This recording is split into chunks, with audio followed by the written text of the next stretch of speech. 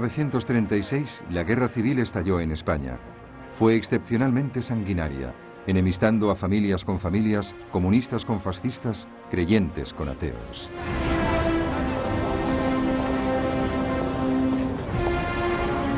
En 1931, un gobierno de izquierdas llegó al poder determinado a acabar con la monarquía secular española. El rey Alfonso XIII se vio obligado a partir al exilio y se declaró la República. En febrero de 1936, los partidos de izquierdas se unieron formando el Frente Popular para enfrentarse a las fuerzas de la derecha en unas elecciones generales. El Frente Popular ganó por un escaso margen. A pesar de que su programa de reformas era moderado, una oleada de huelgas y de confiscaciones de tierras hizo temer a la derecha que una toma del poder por parte de los comunistas era inevitable. En el ejército español, que era desde hacía largo tiempo un bastión del pensamiento conservador y católico, los oficiales de alto rango empezaron a considerar la posibilidad de un golpe de Estado. Entre ellos se hallaba el general Francisco Franco, un ex jefe del Estado Mayor, que de hecho había sido alejado de la península para dirigir las fuerzas españolas en las Islas Canarias. El 17 de julio de 1936, las unidades del ejército que luchaban contra las guerrillas en la colonia española en Marruecos se amotinaron. Al día siguiente, Franco se apresuró a unirse a ellos, proclamando un nuevo movimiento nacional que tenía que salvar a España del comunismo. Así las cosas, las guarniciones de la península se unieron al alzamiento. El Frente Popular respondió haciendo un llamamiento para conseguir voluntarios que defendiesen la República. El conflicto era inevitable. Al principio, Franco se encontró con problemas. Él y su ejército estaban en el norte de África y tenían que cruzar el estrecho de Gibraltar para volver a España.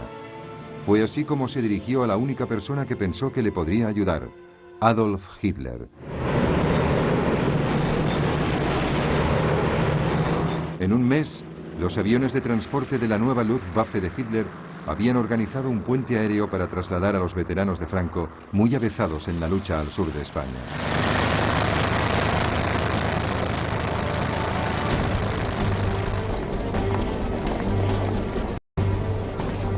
Pero en esta fase parecía que la República aún tenía ventaja. Los alzamientos militares en favor de Franco en Madrid y Barcelona habían sido rápidamente aplastados, dejándole el control de la mayor parte del este del país. Los nacionales de Franco quedaron confinados sobre todo al noroeste y parte del sur de España.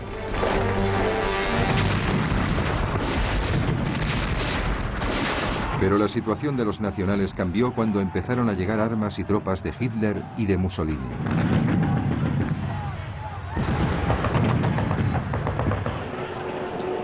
El dictador alemán aprovechó la oportunidad para probar su nuevo equipamiento y sus fuerzas armadas que se hallaban en pleno desarrollo. Los primeros tanques Panzer fueron enviados junto con unos 12.000 soldados. Mientras tanto, la Luftwaffe desplegó a la Legión Cóndor con sus bombarderos y aviones de combate ultramodernos.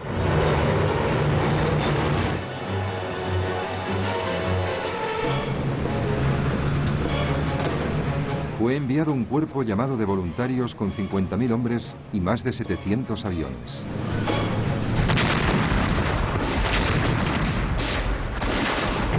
Los republicanos solicitaron en vano la ayuda de Gran Bretaña, Francia y la Unión Soviética.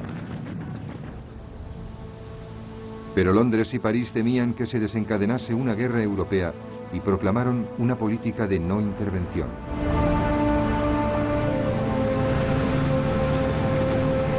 Sin embargo, tanto Alemania como Italia atendieron la solicitud de ayuda. Y cuando se hizo evidente que estaban enviando armas al bando nacional, Joseph Stalin, el líder soviético, anunció que ayudaría a la República. Lo que le preocupaba a Stalin era el ascenso del fascismo en Alemania. Hitler había expresado muy claramente su creencia de que el comunismo era el enemigo supremo del nazismo. Stalin comprendió que el conflicto español era una forma de mantener a Alemania e Italia ocupadas mientras fortalecía el poder militar de la Unión Soviética. Unos 700 asesores militares fueron enviados junto con tanques y aviones de guerra. Era algo, pero no lo suficiente para poder contrarrestar la ayuda que Franco había recibido de Hitler y Mussolini. De hecho, la fuente más importante de ayuda a la República no provino en absoluto de un país, sino de los voluntarios, las brigadas internacionales.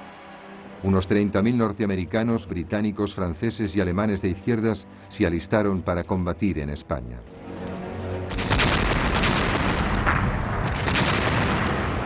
Con la ayuda de los países fascistas, los nacionales pudieron abrir dos frentes, uno que avanzaba hacia Barcelona desde el norte y el otro, acaudillado por Franco, que empujaba hacia Madrid desde el sur.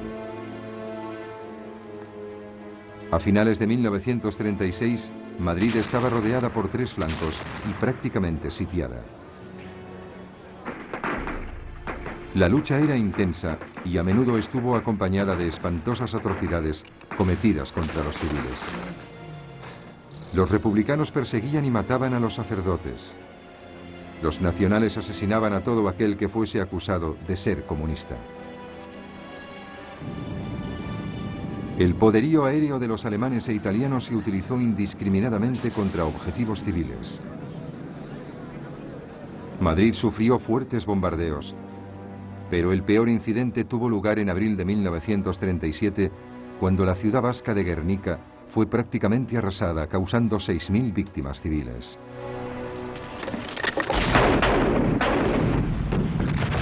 La zona controlada por la República se vio progresivamente reducida. Sus fuerzas luchaban con gran valor, pero sus combatientes insuficientemente entrenados y equipados no podían competir con los soldados profesionales dirigidos por Franco y con el armamento moderno combinado de Italia y Alemania. A la vez que la guerra se prolongaba, la lucha alrededor de Madrid se convirtió en un símbolo de la determinación de la izquierda de no dejarse aplastar por la dictadura franquista. Pero entre bastidores, la alianza republicana se estaba desmoronando. Los comunistas y socialistas deseaban concentrarse en obtener una victoria militar. En cambio, los ideales de anarquistas y sindicalistas estaban más próximos a considerar la guerra como una oportunidad para llevar a cabo una revolución obrera generalizada. Estos desacuerdos se manifestaron abiertamente en mayo de 1937. La lucha se desencadenó en Barcelona entre anarquistas y comunistas, lo que supuso un fatal debilitamiento de la causa republicana. A finales de 1938, los nacionales habían acorralado a sus enemigos en un enclave reducido cuyo centro era la ciudad de Barcelona y en otro que se extendía desde Madrid hasta la costa.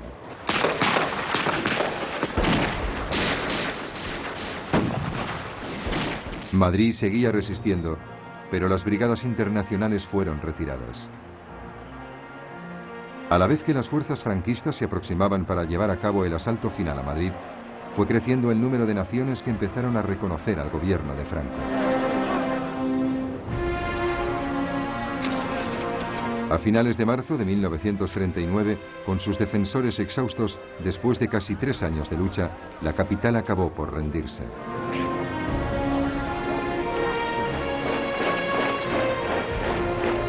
Al cabo de un mes, Franco proclamó formalmente el fin de las hostilidades.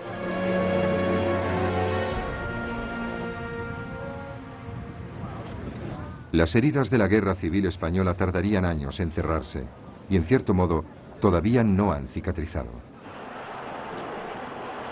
A nivel internacional, la victoria de Franco sobre la República resultó ser un desastre. Hitler y Mussolini vieron confirmada su creencia de que las democracias británica y francesa eran impotentes para soportar cualquier presión real.